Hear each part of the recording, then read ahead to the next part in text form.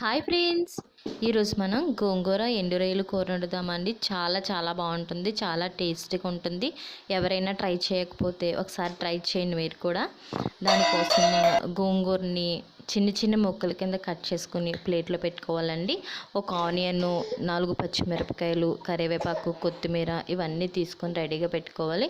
ఎండు రొయ్యలను శుభ్రం చేసుకుని కడిగి ప్లేట్లో పెట్టుకున్నానండి. ఇప్పుడు మనం ప్రాసెస్లోకి వెళ్ళిపోవచ్చు.